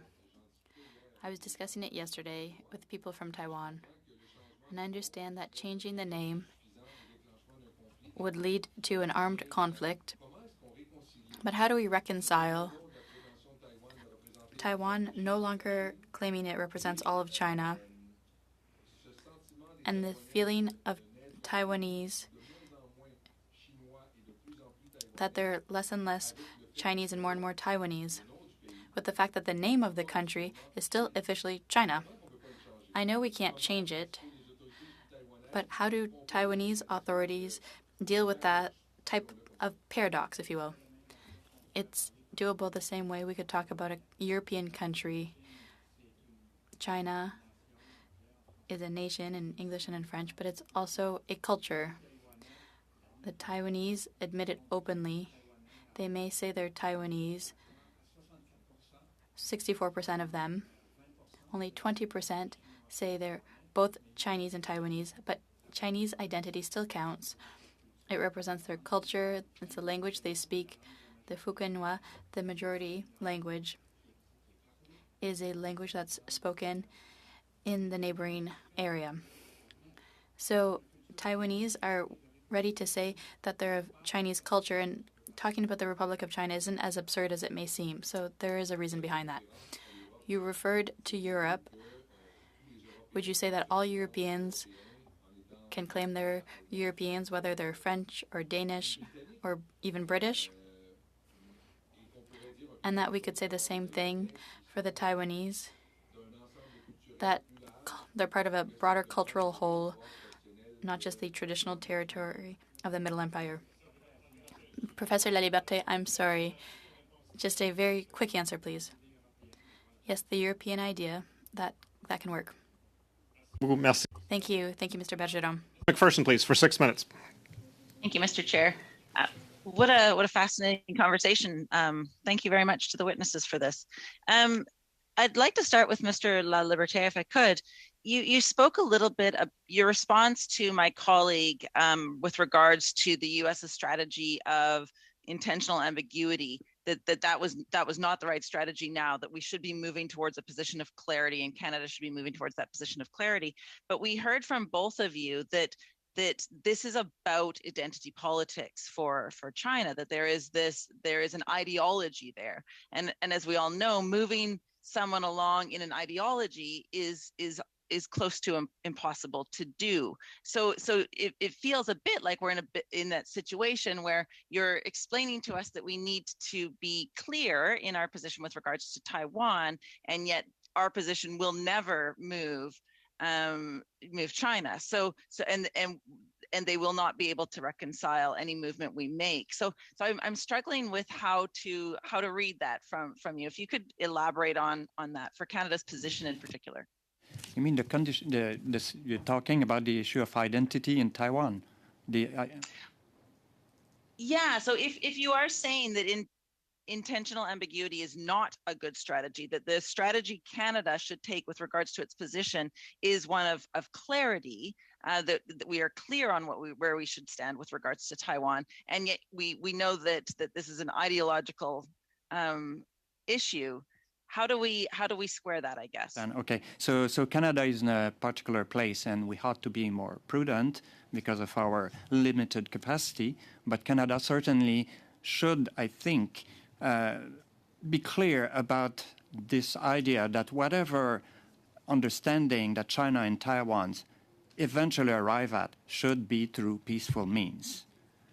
Now, there's a recognition that Taiwan is a distinct society, I weigh my words here, because of the fact that it's a population that has chosen its own government. It's a fact.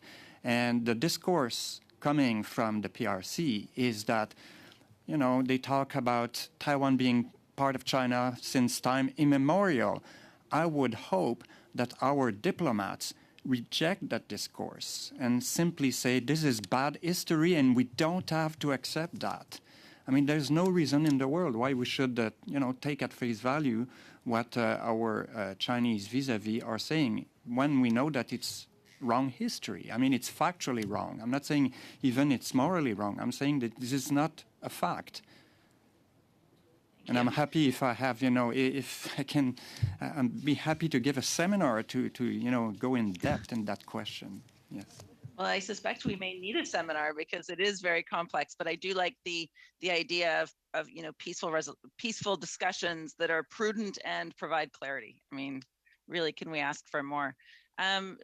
Dr. Wong or Mr. Wong, I was going to ask the next question of you. You spoke about Taiwan being a model of democracy for Asia.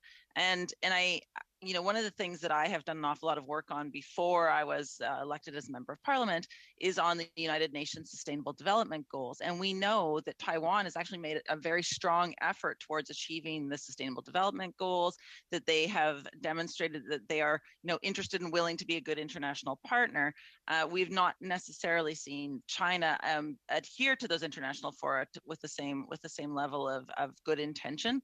Can you talk a little bit about that, perhaps expand on that, and how Canada could support Taiwan through those areas, but also how Canada could support Taiwanese civil society? And we know democracy is built upwards. Is there a way for us to be supporting the civil society from the grassroots? Yeah, that's a terrific question. Actually, I wanted to go back, if I might, on the question of strategic ambiguity just for a moment. The concept worked very well for the time because it really was a way of talking about strategic engagement. And when strategic ambiguity first emerged in U.S. foreign policy circles, it was a very comfortable dual mission of both engaging with China, particularly economically, but with the aim of some hopes for prospects of some kind of transformation. And that was the sort of ambiguity. And I think the reason why it's got less purchase these days is because, in fact, China has sharpened its view of what strategic ambiguity is and has made very clear that in its world, it really is a binary world between the autocratic world and the democratic world. And therefore, they've kind of taken that agenda from our own strategic ambit.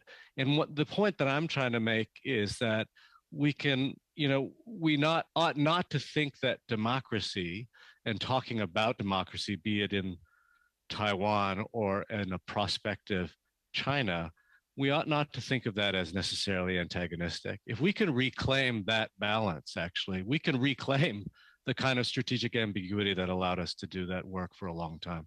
With respect to Taiwan's democracy, I think that, in fact, that this is one of the main ways in which Canada can continue to support Taiwan. When I talk to Taiwanese officials, particularly those in the Foreign Service, I continually stress to them, ways to collaborate with Canada would be in areas that are related to the SDGs, that are related in terms of public health. Are there lessons that can be shared with us in terms of pandemic preparedness? We know that Taiwan made enormous strides in the post-SARS world, and in fact provides now tremendous lessons to the rest of the world. Again, I talked to our colleagues in Taiwan about more engagement around indigenous issues and reconciliation and TRC and so forth. These are areas that will strengthen and knit together Canada and Taiwanese society, I think, more robustly, and frankly, in ways that are going to contribute to the strength of Taiwan's democracy and the resilience of the democracy over time. Thank you so much. Thank you, Ms. McPherson. Colleagues, we're at 10 to 6. To take us to the full hour, which I have pegged at 6:05, I would propose that we do exactly what we did in the last panel, which is a compressed second round of 3 minute and 1.5 minute attributions. If that's amenable to colleagues, I would ask Mr. Morantz to lead us off with 3 minutes. Thank you, Mr. Chair. Professor Wong, I was fascinated by something you were discussing earlier, how democracy came about in Taiwan through strong political parties moving towards democratization.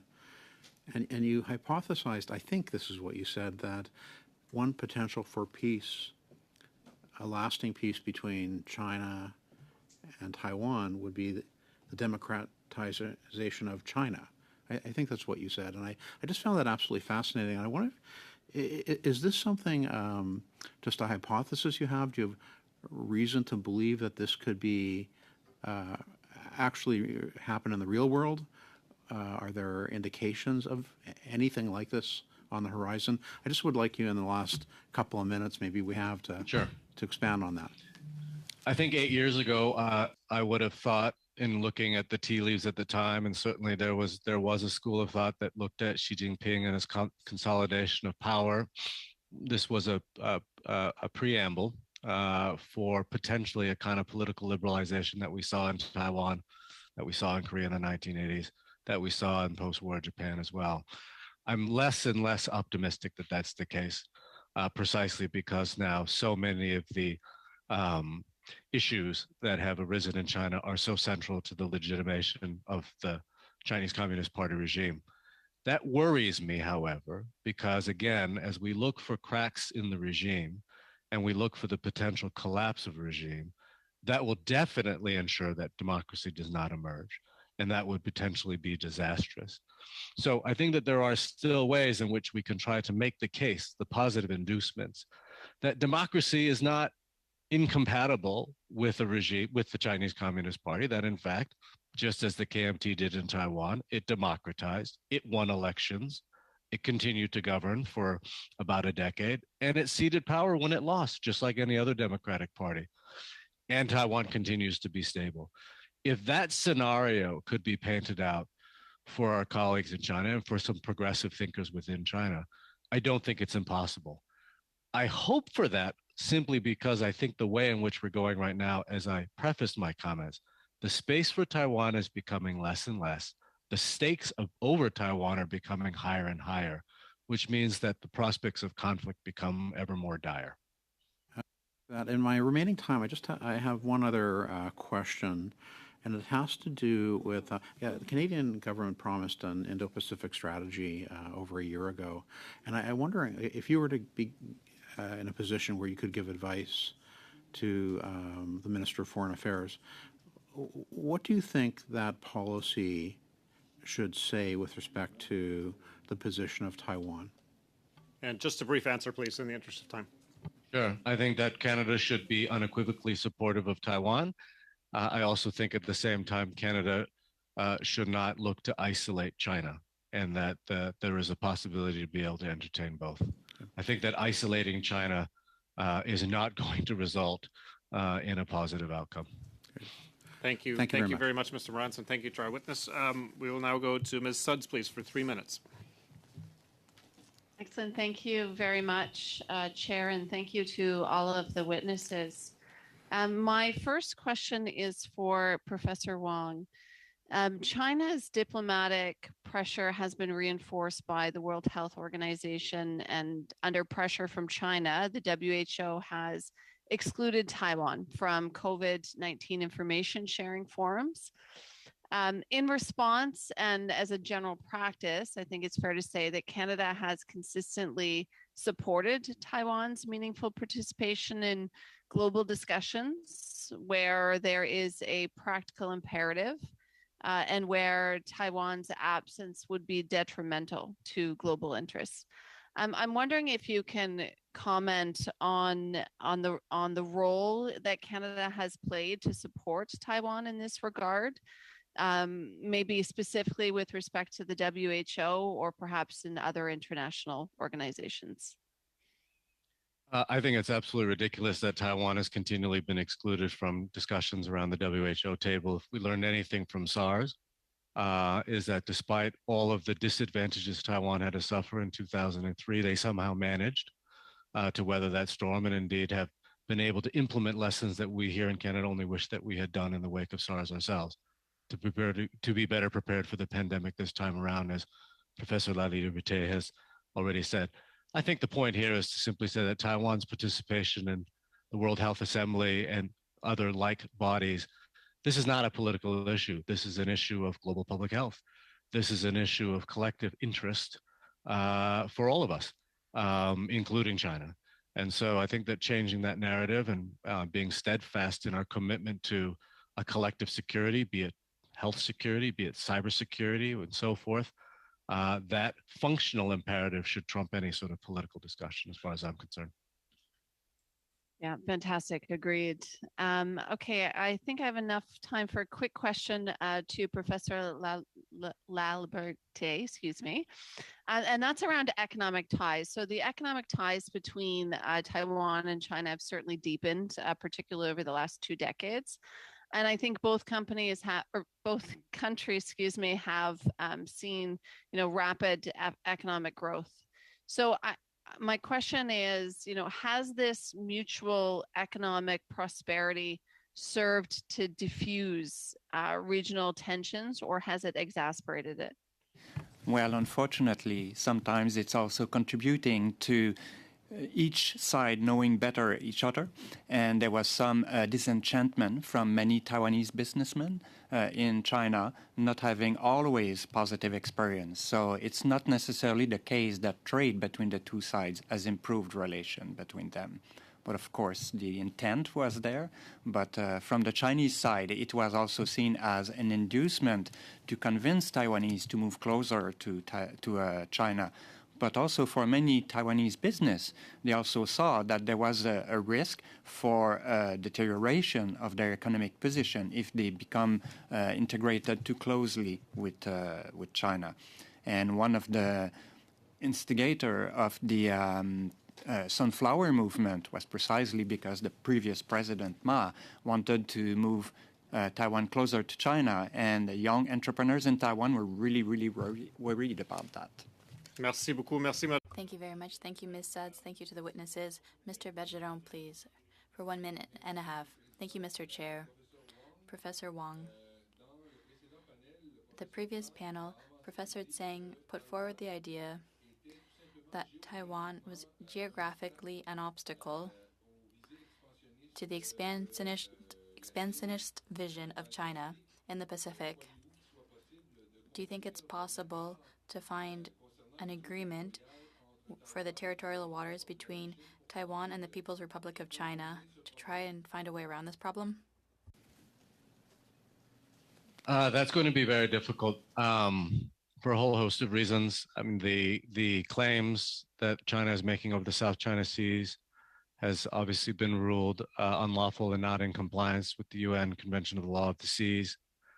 The challenge, too, is that the PRC's claims to the South China Seas and its maritime boundaries are based on the same claims that the ROC government makes. So the map in the 9-dash line that the PRC is using today to make its historic claims are in fact the map that was drawn by the ROC government prior to the formation of the People's Republic of China. So that itself makes it a very difficult situation to reconcile, because on one hand, to respect that line would be to contravene UN convention. At the same time, as China continues to push that line, it also actually de facto recognizes the Republic of China, which puts, again, the PRC government in a very difficult position. Merci beaucoup, Monsieur Bergeron. Thank you very much, Mr. Bergeron. Ms. McPherson, please, 1.5 minutes. Thank you, Mr. Chair. With my very short time, Dr. Wong, you talked about the prospect for violence being increasing and being more dire. I'm wondering, perhaps for my last minute and a half, could you give me your sense of where Canada is at in terms of a grade, perhaps? In your opinion, how are we doing so far? In terms of? Our relationship with Taiwan, our acknowledgement of Taiwan, our participation, our working with our allies on the ground. How are we doing? Well, in Taiwan, I think the CTOT has done an extraordinary job of, given the sort of constraints within the international space. I think the Canadian Trade Office in Taipei has done an extraordinary job of establishing these kinds of linkages within civil society, working, relentlessly in terms of bringing business and industry together, Canadian companies, technology, shared R&D, and so forth. So I think that, in those kinds of informal spheres, Canada has done an extraordinary job. And again, I think at the same time, to date, until very recently, not terribly antagonized the PRC, which still allowed us, I think, the opportunity to think about those strategic inducements that might help soften the regime in the PRC. So, but I will say, more recently, as the PRC has become more strident in its own views, it's again closing up that space, and we need to be ever more clever and innovative in how we engage with Taiwan. Thank you, Dr. Thank you very much, Ms. McPherson. And we'll now go over to Mr. Morantz or Ms. Gray or Mr. Macaulay.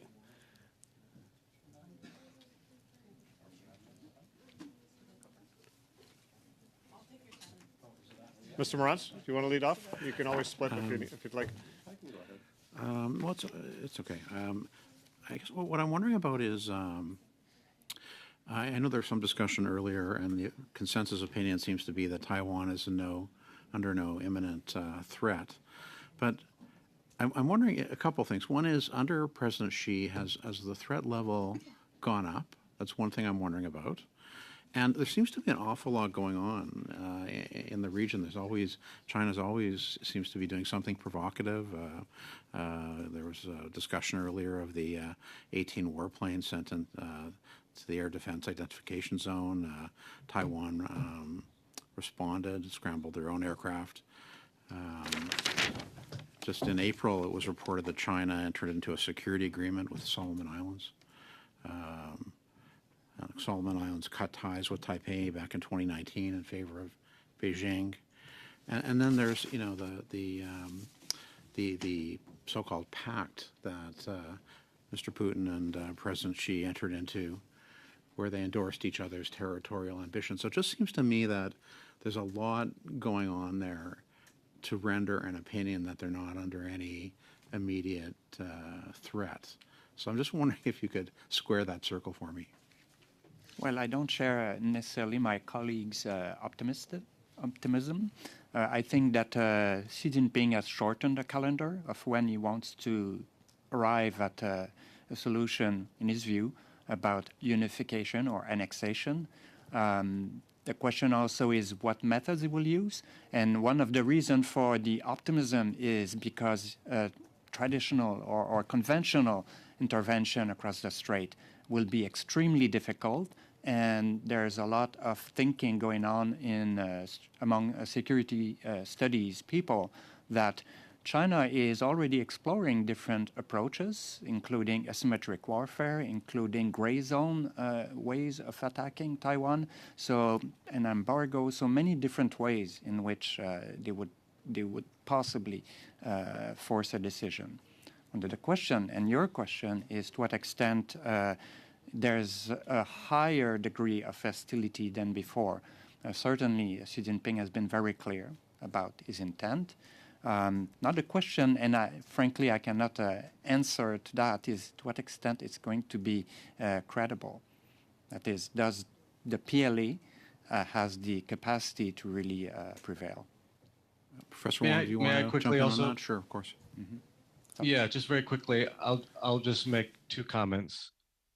The first is that I am more worried for Taiwan than ever before. And second is that under Xi Jinping, I don't think there's any room or any prospect for the PRC in making a concession on Taiwan. So hence, I think about ways in which political reform may become more palatable in China. Under the current regime, I cannot see Xi making any meaningful concessions on Taiwan. Thank you very much. Thank you, Mr. Rance. Merci beaucoup. Et pour la dernière... Thank you very much. For the last series of questions this afternoon, Ms. Bendayan, 3 minutes, please. Thank you very much, Mr. Chair. My question will be for Professor Laliberté. Thank you for joining us today. I listened to your testimony with great interest, and along with other members of the committee, I appreciate that you've drawn our attention to the terms we should use. It's in that vein that I'd like to talk about the way China refers to the constitutional principles of one country, two systems. Of course, to appease the fears of Taiwan, which rightly, in my opinion, fears that its democratic system and its traditions wouldn't survive under China's control. We've all seen what's happening in Hong Kong now, and Chinese repression of the democratic process and freedom of expression, among others. How do you think that the events we've seen in Hong Kong affect the situation between China and Taiwan? Thank you very much for your question. First, it's not a constitutional principle, one country, two systems. It's a political declaration. It's a political declaration that Xi Jinping decided to do away with, to reject. He renounces that principle because that is no longer the goal of Xi Jinping. Reunification or annexation, the annexation of Taiwan is really the final goal. If Taiwan is annexed, it's not for Taiwan to be an autonomous region with a different system, a democratic system. It's for Taiwan to become another Chinese province. And I would echo my colleague Joe Wong. I'm very pessimistic. And look, there's another reality, but if Xi Jinping were to step down, if he didn't head the Communist Party, would there be a reform process within the party? That would be the ideal scenario, but the odds are pretty slim.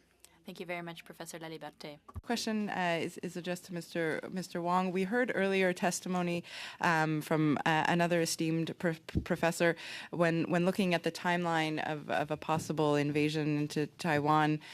He was predicting it at about 10 years out. I like my colleagues around the table, have been reading with much concern and dismay the regular military drills that are ongoing, even just this past weekend in the southern part of the island. I wonder if you agree on that 10-year timeline or if you think it might be sooner.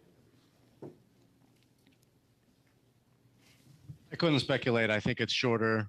It's shorter than what we had originally thought. There was a prevailing conventional wisdom not too long ago that time was on Taiwan's side. That is, if Taiwan could maintain its democratic course and China would continue to economically modernize, that this would be a positive scenario for both sides of the Taiwan Strait. Increasingly, it seems that time is not on Taiwan's side. So I can't speculate how many years. I think all of the analysts who are considering the various types of scenarios and invasion scenarios, and people have talked about, the challenges of a coastal invasion in Taiwan and so forth. But it's beyond my expertise to be able to give a date, except to say politically, it seems to me that the window is much shorter than it was before. Merci beaucoup. Merci, Madame. Thank you very much. Thank you, Ms. Bendayen. That's your time, dear colleagues. As chair of the committee, I'd like to thank our expert witnesses this afternoon for appearing. Professor La Liberté, Professor Wong, thank you for your expertise, for your testimony. Being with us, it's greatly appreciated. We will allow you to disconnect. And I think, colleagues, we are prepared to... I've got a raised hand. Yep, there's a point of order. Briefly, Ms. Suds, please, go ahead. Yes, thank you. Just a brief point of order to correct the record. I think in my excitement during my line of questioning, I referred to 2 countries when I should really be referring to 2 societies. If we could correct the record, thank you. Thank you very much for that clarification, Madame Suds. Colleagues, thank you very much for your work. And with that, we stand adjourned until our next meeting. Merci beaucoup.